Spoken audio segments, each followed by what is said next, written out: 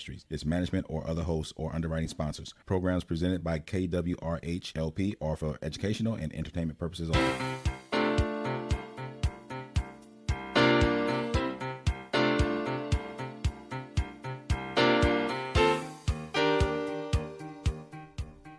Hello, welcome. This is Time for Success Business Owner Dad's Edition, and this is where we dig into what does it mean to really have success in life in terms of business and family and just all those important things, right? And how do we define that? And this is Matt Barbie, your host, and my passion with my business, Time for Success, is helping business owners create the type of business that gives them and their families and their loved ones the life that they've always dreamed of. And so that's really the passion behind this show. Today, we've got Jason Jester of Kwik Kopy out in Chesterfield. Hi, Jason. How you doing? Good. How are you? Oh, I'm doing Thanks great. for having me. I'm doing better now that you're here. Well, I'm glad. Yeah. So, well, Jason, can you tell the audience a little bit more about Kwik Kopy and what you do? Sure. Yeah. My family owns Kwik Kopy Business Solutions out in Chesterfield. And really, we are a full-service printing company, from mailers to graphic design, all in-house. We do banners, posters, large formats, just a whole lot of print on paper. That's great. Yeah. So now the printing industry is still a pretty lively one. There's still, because people like physical things, even though we live in a digital world, right? Absolutely. Yeah. Marketing materials, getting stuff in the mail. I know people love those. Right. Yeah. But hey, you got to see it before you can take it over. Right. So, right. Yeah, you have to interact with it in some way before it gets into the trash can. Right. Exactly. Unless you outsource all of your mail throwing away. But. That's right. And if you're good and you make an amazing message on that piece, right. That's what it's for, right? It gets through. Right. Yes. So now you're also a father, right? I am. Yeah. Got two beautiful kids. They're teenagers, so a little less beautiful right now. Right. But no. 18 and 16. Yeah. And it's crazy to even say that. Yeah, I hear you. My daughter just, one of my daughters turned 14 over the weekend, and man, time flies just way too fast. Way too fast. So now, how long have you been with Kwik Kopy? 19 years. 19 years. So you've been co-owner of Kwik Kopy for 19 years. Yeah. And so your daughters have grown up with you in entrepreneurship. Yeah, one daughter, one son. Oh, I'm sorry, one daughter and one son. My bad. And so what has it been like, trying to, balance all that, trying to get to all the games and trying to, get to all their events? Yeah, that was tough. I think that it took some lessons just to kind of make your place and have your people, your employees, good enough to go when you couldn't. For a long time, I burnt the candle at both ends, and I don't know that I missed things that often, but it was definitely really difficult. Right. But now, I don't miss hardly anything. Yeah. I wouldn't miss their games or their performances. So, I don't know. Now, do you say at the beginning, you're trying to get the business up and going, you're trying to ramp things up, when would you say that you kind of started to realize the importance of getting to more of the family events? Probably more about, 7 years ago. 7 years ago? My 2012 is what I call it. 2012? Yeah. That was when I was just running ragged, and I don't know, I was just burnt out, and I had to figure out a way to make things run smoothly. Right. And it's still not as perfect as I want it to be, of course, but just empowering my employees to not need me there all the time, making sure that they know what I know. Yeah. And that's still a struggle, but I think that that's normal. Oh, yeah, absolutely. So. Did you find yourself kind of early on in that typical trap of, well, I've got to do everything myself because I'm the only one that's going to do it right? Yeah. Trying to find a way to copy myself. Right. Put me on the machine. Come on. Yeah. Totally. Yeah. A quick copy of ourselves and clone ourselves and all that. Yeah. But so at what point, so you said in 2012 is kind of when you were running ragged, right? Yeah. And I guess, what was that? Was there a certain like moment whenever it just kind of like hit you in the face? Where you're like, I can't do it like this anymore. I've got to figure out how to really empower my employees better. Yeah. That was a moment in time when I was like, I'm going to do everything. I'm going to do all the marketing. I'm going to run out. Yeah. And it was just, I was there late at night. So while I wasn't missing their games, I was missing time with them. I mean, Yeah. And that showed up pretty big for me. I always got there to say goodnight and read them a book or whatever the case was. But, yeah, I didn't see them as much as I wanted to, Yeah. And, so yeah, I just started to make little changes. At first, they weren't even productive changes. They were just backing off the business, and that wasn't good either. Yeah. So it took a while to find that balance. Okay. Yeah. Yeah. So, and it's good for listeners, and that's why we talk about this stuff, because there's folks that are trying to go through the same thing, or maybe they haven't had the realization and they're still going through and struggling with just trying to do it all themselves. But so let's kind of like go back to that time whenever you just kind of backed off the business and you were hoping that things would just kind of fall into place, or were you just kind of like, were you kind of burnt out at that point, so you backed off? Or, yeah, I mean, like, I don't know that I wouldn't say that I backed off. That's probably not the best word to use. you spent more time with family, a Yeah. little less time in the business. Right. Yeah. Yeah. So, so what was the question? Well, so I don't know, I forgot, but I mean, it seems like a No, really important question. No, but Like that was when I started to decide, okay, we need systems a little bit better. Yeah. I need to know that my employees can do these things without me. right. Right. And why I can't. So I took time to sit with them and say, this is Okay. this program. This is how I use it. This is how you do the mail merge. This is how it's going to work. Right.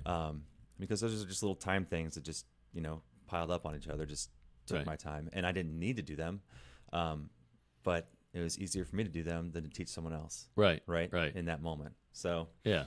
so that was a lesson that I knew, but just Right. doing it. Well, I think that it's oftentimes in the back of these business owners' minds. I mean, from the folks that I've worked with, that they think that it would be easier if other people would just do it, but then they don't quite trust people to do it right. So they probably know that they've got to do more training, but then that's also extra time. And so it's kind of like you have to get yourself over that hump of, okay, I'm just going to train them because it's going to pay off in the long run. Right. Yeah. Exactly. Yeah. So what we were talking about was kind of like where you were at in terms of that moment, right? You were focusing more time on family. You said kind of trying to spend a little bit less time in the business. It was probably kind of in a moment. Were you kind of in a moment of burnout, or had you already kind of gone through that and kind of gotten re-excited about like changing course? Like, what was that? Yeah, What was that moment like? You go through that burnout, and everything's going through your head. Is this what I should be doing? How can I turn it around? And then we're a franchise, so I was lucky enough that I could reach out for help in that way. Yeah. And then and they showed us systems and different avenues we could take to make sure that the business runs smoothly, even though your brain isn't there. So it was more just I've got to turn this around. Yeah. Like stop feeling bad for yourself, stop Yeah. feeling burned out. Yeah. And it was also it was a moment, and I think this is really important for any business owner and person, is to step back and look at where you are and like how you got there, and the fact that it's kind of amazing that you have been that successful to that point. Yeah. Especially if you think you've been doing it yourself, which I know was not doing it all myself, obviously. But that was huge for me to sit back there and look at my wins, because you get the burnout and you're just looking at everything that's just driving you nuts. And not look at this customer, like they're super excited and this guy's singing my praises or whatever the case may be. So yeah, I mean, and once you kind of do that, you kind of can re-energize yourself, I think. Okay. So you took some time to like look at the wins, because when things are not going the way they want us or the way that we want them to go, it's easy to beat up on ourselves and get frustrated and burned out and all that. All that. Yeah.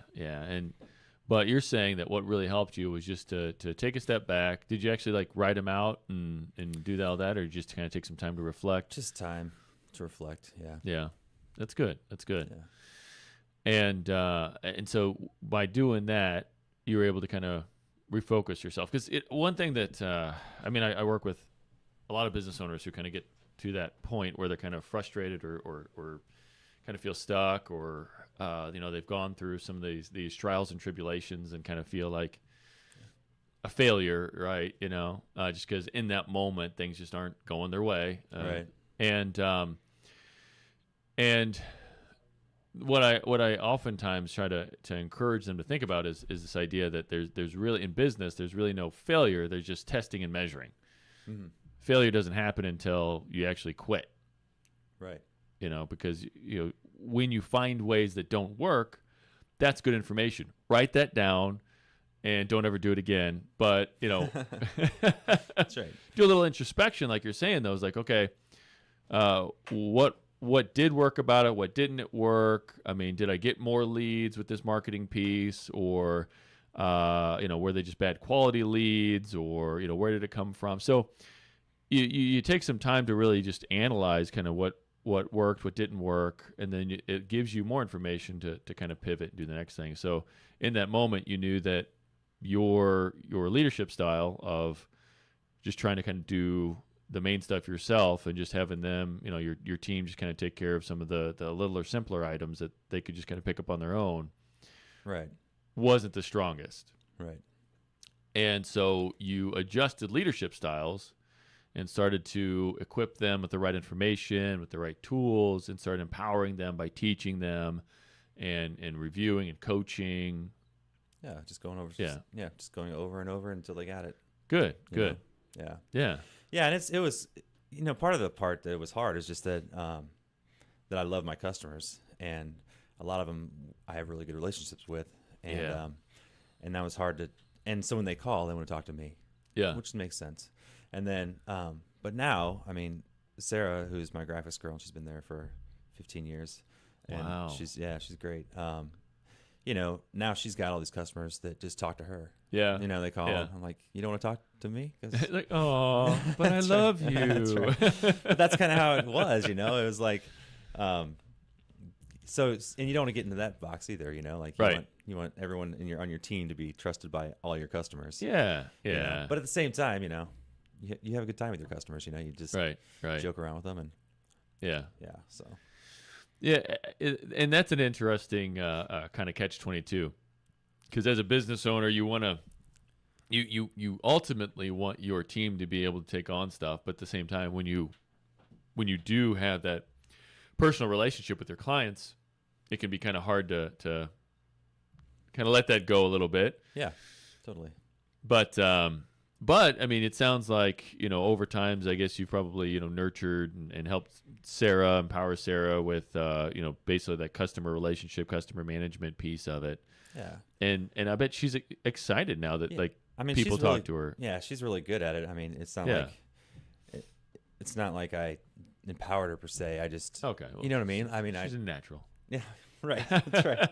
Well, I mean, yeah, it was more of a just kind of letting things go. Letting her, letting my customers, letting her deal with my customers. Yeah. That's good. Instead of me being like, okay, Sarah, this is what they're saying. This is what you need to do. Instead, I'm like, okay, Sarah, take care of this. Right. And it's freeing. It's freeing. It's great. Well, that's good. So, I mean, the fact that she was kind of a natural, I mean, kind of maybe is one of her strengths, and you kind of let that strength shine through by taking a step back, whereas kind of before, you might have been kind of stifling it in a little bit of a way. Would you say potentially, that's yeah. I mean, she's really caring, and that shows up.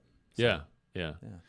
So there's a certain principle of if you take care of your people, they'll take care of your customers, which, they'll take care of the business, right? So are you feeling that, are you finding that, by taking care of the people and treating them and coaching them better, they seem to treat and coach or like not necessarily coach clients, but I mean, sometimes in some marketing things, but do they seem to treat your customers better the more that you feed into them? Yeah, I think so.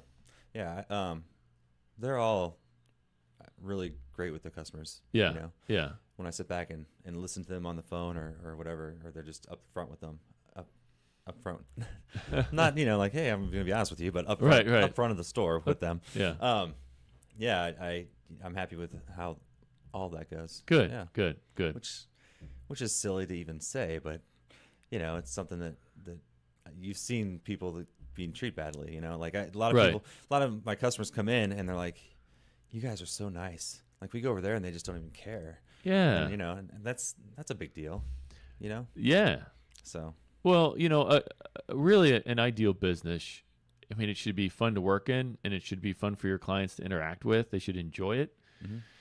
And, when business isn't fun, when there's not good relationships internally, when people aren't equipped and empowered, it shines through, just like you're saying. And so then the clients see that and they might be able to get the service done. But are they excited about it? Are they, I mean, people will stay for good relationships. So, I mean, you've had a lot of clients that have been with you for most of that 19 years, don't you? Mm-hmm. A few. Yeah. And so I'm sure that they see those personal relationships as pretty important because, I mean, how important is it to have like good quality print? Right? Like some people will just print stuff off on the printer for their flyers or whatever, but like, it's pretty important. Right. Yeah. I mean, it's just your image. I mean, it's just, how you present yourself. That's right. To your clients. I mean, what else? And some people don't care. Yeah. But, we try not to let anything out the door that doesn't look good. Well, it's funny because, the last peer-to-peer workshop, I had ran out of like normal paper when I was printing something out, or I think I just grabbed from the wrong stack, and I had like the thicker, nicer quality paper. Mm-hmm.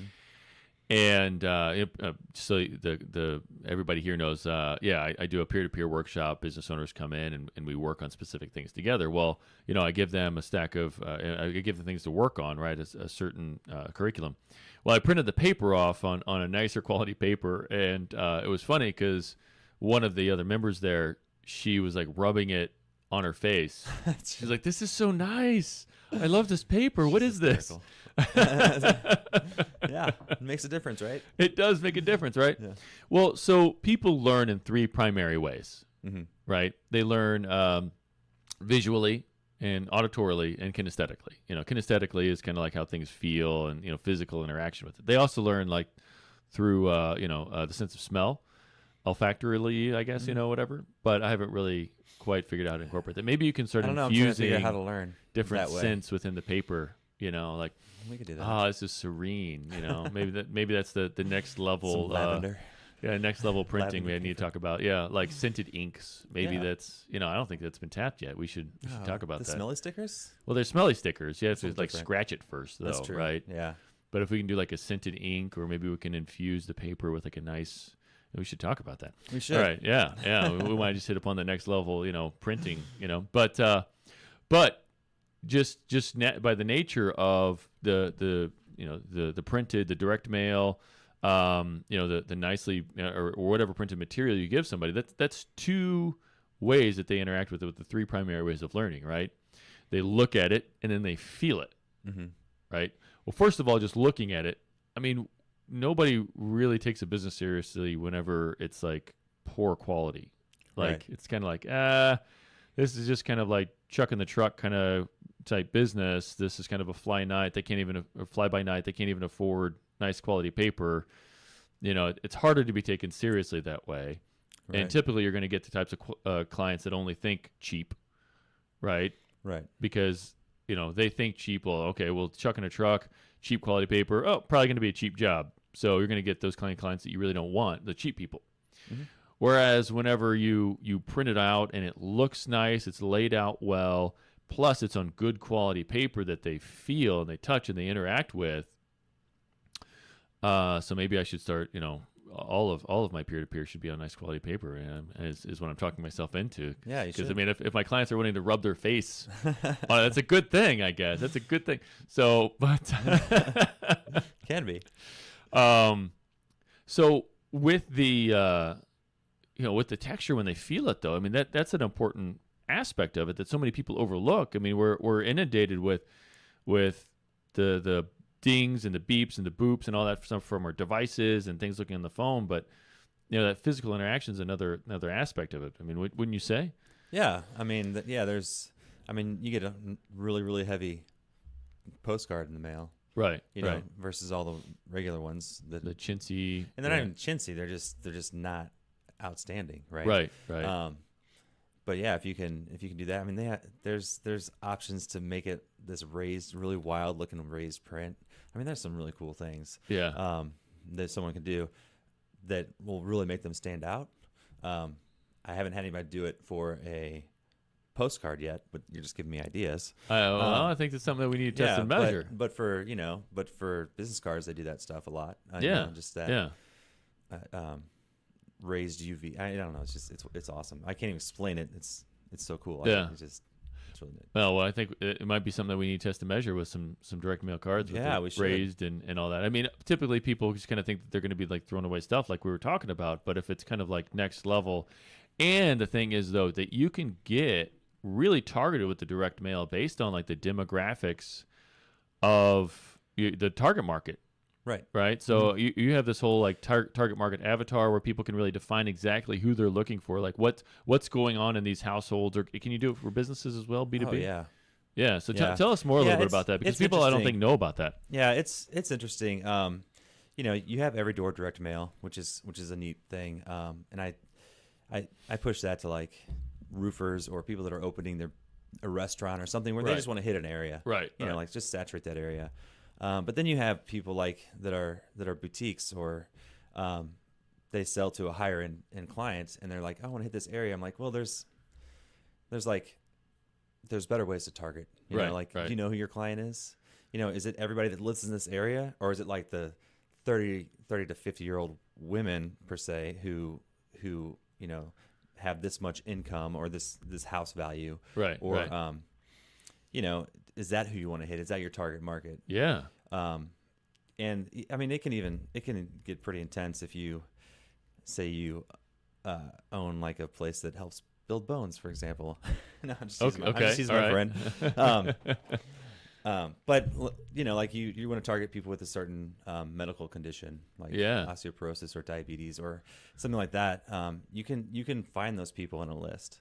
Wow. And and it's interesting because obviously I have a service that helps me do that.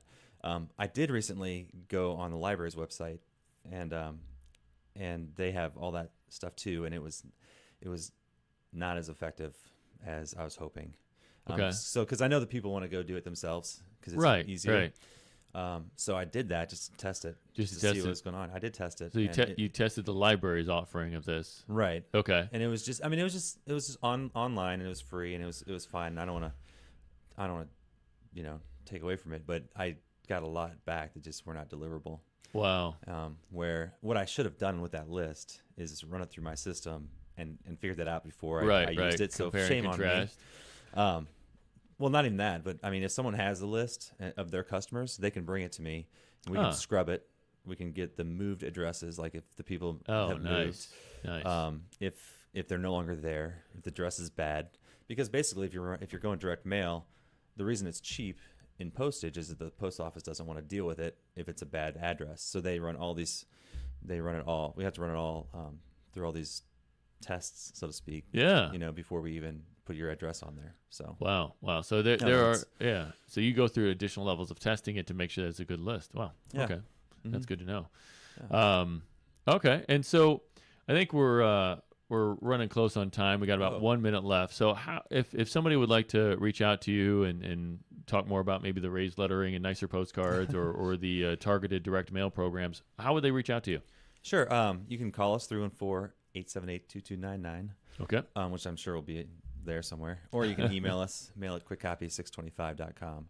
That's all K's. We do not spell quick or copy correctly. It's KWIKKOPY. And if you order soon, well, no, it'll be next week. This is airing. Yeah. Well, yeah. We can't talk about promos technically. Well, I was just because we got these hockey. Oh pucks. yeah, we've got the hockey pucks. So there are hockey. Just in general, just so everybody knows that there are hockey pucks that might be available for the Blues. You know, the Blues hockey pucks if they're still playing. But we can't say it's a certain promotion, but they are available. So, but they're pretty fun. Yeah, I've got them here, little like squeezy stress toys. Yeah. So, here. Oh, sorry. We should probably show the Facebook Live folks. But all right. Well, thanks for joining us on Time for Success Business Owner Dad's Edition. And this has been Jason Jester of Kwik Kopy, and this has been Matt Barbie, your host, who would love to chat with you if you have a business and you'd like to create the type of business that gives you and your family the life that you dream of. 314-441-5423.